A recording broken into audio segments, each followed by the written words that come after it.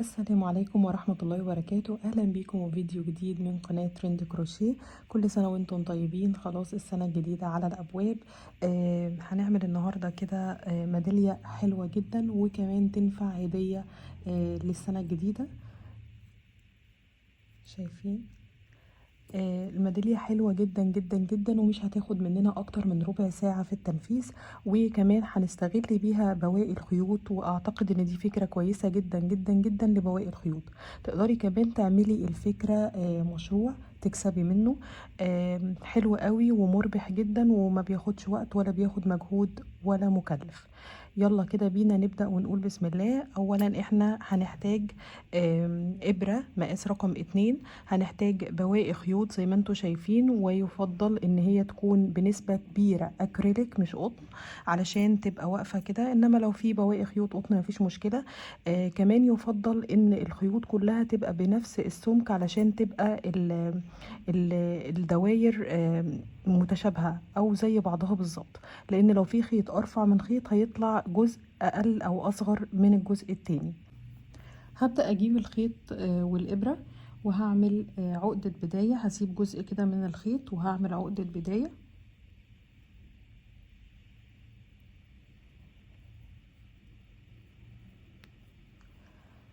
هعمل 15 سلسلة، بس أهم حاجة أشد إيدي كويس في الشغل، يعني ما سيبش السلاسل مرخية ولا الغرز، ودي أهم حاجة في مشروعنا النهاردة. 1 2 3 4 5 6 7 8 9 10 11 12 13 14 15 سلسلة. تمام. هاجي في السلسلة الأولى أهي، وهدخل كده وهعمل غرزة منزلقة. هطلع بثلاث سلاسل، 1 2 3. هلف لفة على الإبرة وهدخل جوه الدايرة اللي معمولة من ال15 سلسلة، وهعمل أول عمود، وزي ما قلتلكوا أشد إيدي كويس، ودي أهم نقطة. 2 3 4 5. هكملهم 30 عمود. انا كده عملت 30 عمود غير الثلاث سلاسل ارتفاع اهم. هقفل بقى في العمود الاول اللي انا عملته، ماليش دعوه بالثلاث سلاسل ارتفاع. انا هقفل فوق اهو، فوق حرف الفي اللي فوق اول عمود انا عملته بغرزه منزلقه. تمام تمام. طيب دلوقتي هعمل ايه؟ هرتفع بسلسله، وفي نفس المكان هدخل كده وهعمل غرزه منزلقه، سلسلة.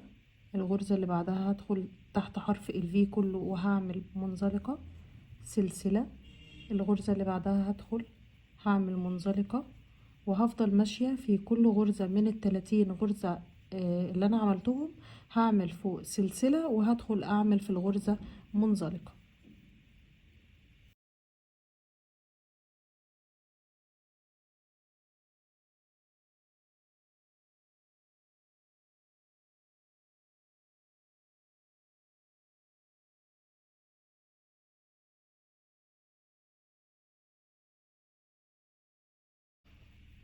وصلت معاكم كده لاخر غرزة، خلاص هطلع بسلسلة وهدخل تحتها وهعمل غرزة منزلقة. هطلع بسلسلة وهقطع الخيط هنا،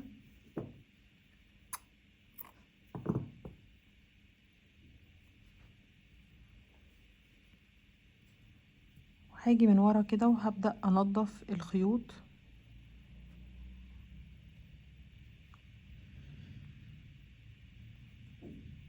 طبعا لو في ابرة تنظيف عادي مفيش مشكلة، اشتغلي بيها يعني.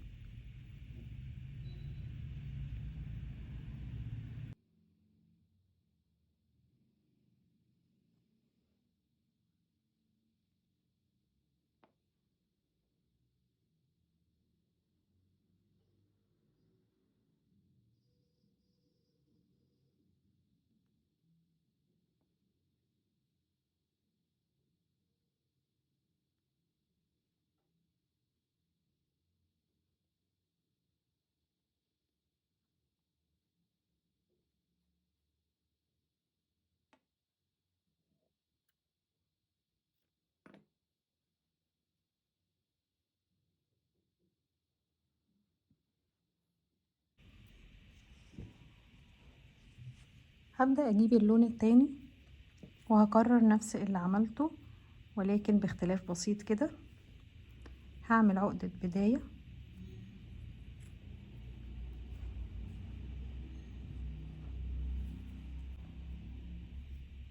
هنعمل 15 سلسلة،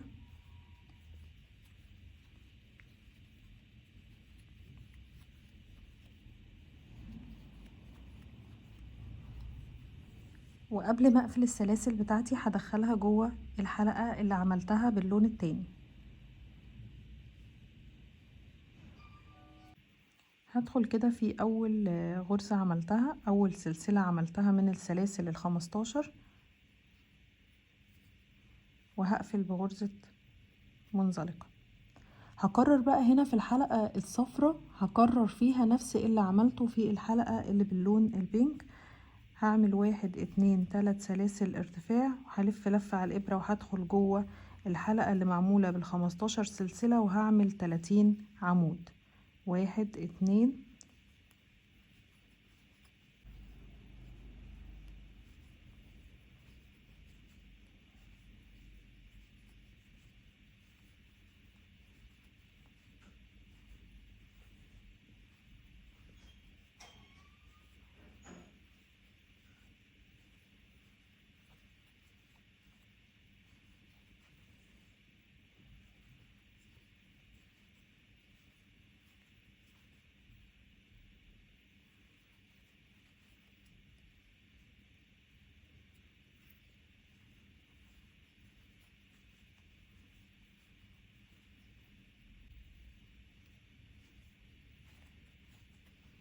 كده انا عملت 30 عمود. هقفل بمنزلقة فوق اول عمود انا عملته، ماليش دعوة بالثلاث سلاسل ارتفاع.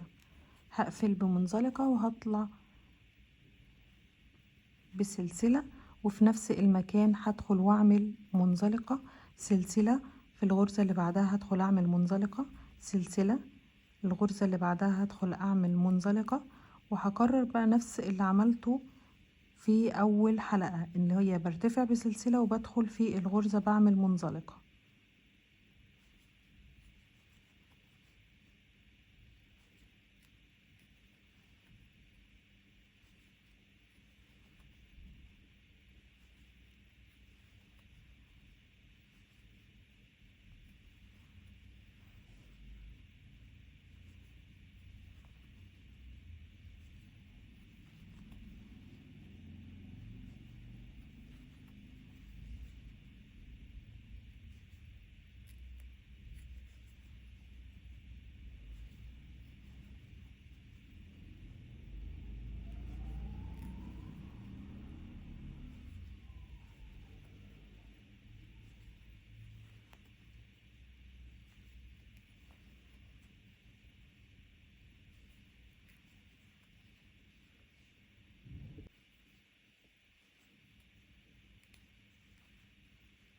كده خلصت ال30 غرزة. هقص الخيط هنا، وبنفس الطريقة اللي نضفت بيها الخيط البينك هنضف بيها الخيط اللي باللون الاصفر. شايفين انا طبعا لان الخيط ده سمكه اقل من الخيط دوت فاداني فرق الحجم زي ما انتوا شايفين. تمام، انا بالنسبه لي فرق الحجم مش مشكله، لكن لو انت عايزاها بنفس الاحجام زي كده فهتستخدمي خيط او الثلاث الوان هيبقوا نفس السمك. هجيب اللون الثالث اللي انا هشتغل بيه. انا على فكره بشتغل ببواقي خيوط، اشتغلي بالالوان اللي تناسبك. دي فكرة كويسة جدا لاستغلال بواقي الخيوط. يعني لو موجود عندك بواقي خيوط من ألوان معينة، اعملي كده ماتشنج ل3 ألوان مع بعض واعملي بيهم الميدالية ديت، حقيقي تحفة. هنعمل كده حلقة وهنعمل فيها بعدها 15 سلسلة.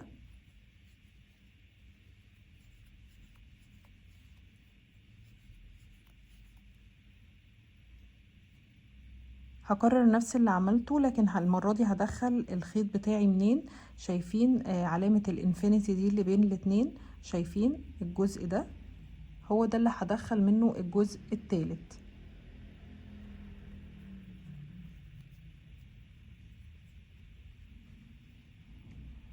بين الاتنين.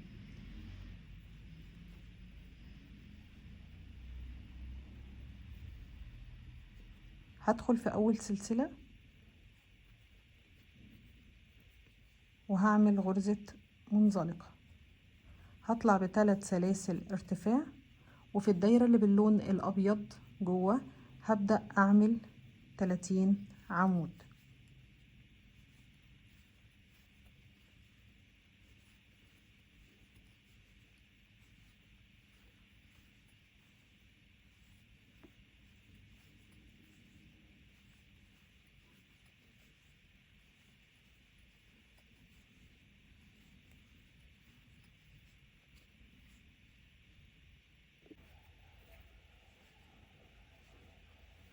كده 30 عمود. هقفل في العمود الاول اللي عملته بعد ال3 سلاسل ارتفاع بغرزة منزلقة، هرتفع بسلسلة، هدخل في نفس المكان واعمل منزلقة، سلسلة، الغرزة اللي بعدها منزلقة، سلسلة، الغرزة اللي بعدها منزلقة، وهفضل ماشية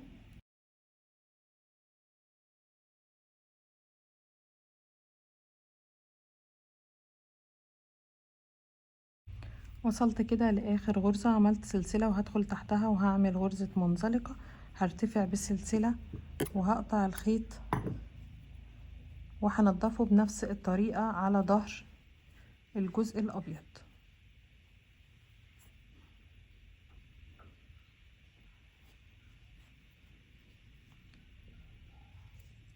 اللون الابيض اللي انا مستخدماه كان فيه تدريجة كده بينك، هو اصلا كان خيط جنجا، بس هي دي كانت بواقي وانا حبيت اوريكم الفكرة.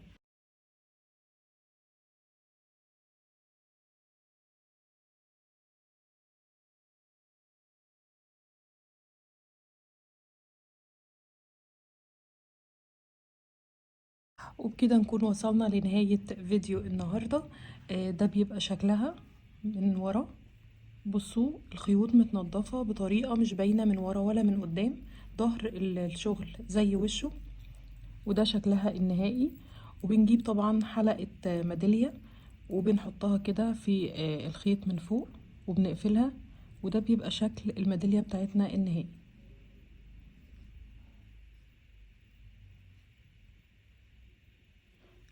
بالمناسبة احنا ممكن نعملها كمان بكليبس من ورا تبقى توكة، مفيش فيها اي مشكلة.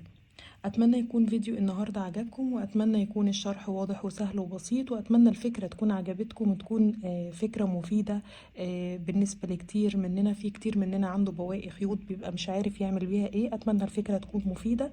كل سنة وانتم طيبين. ما تنسوش اللايك لو عجبكم الفيديو، كمان الشير عشان اكبر عدد من الناس يستفيدوا منه، وما تنسوش الاشتراك لو لسه مشتركناش في القناة. واشوفكم على خير في فيديوهات تانية كتير مع تريندي كروشيه.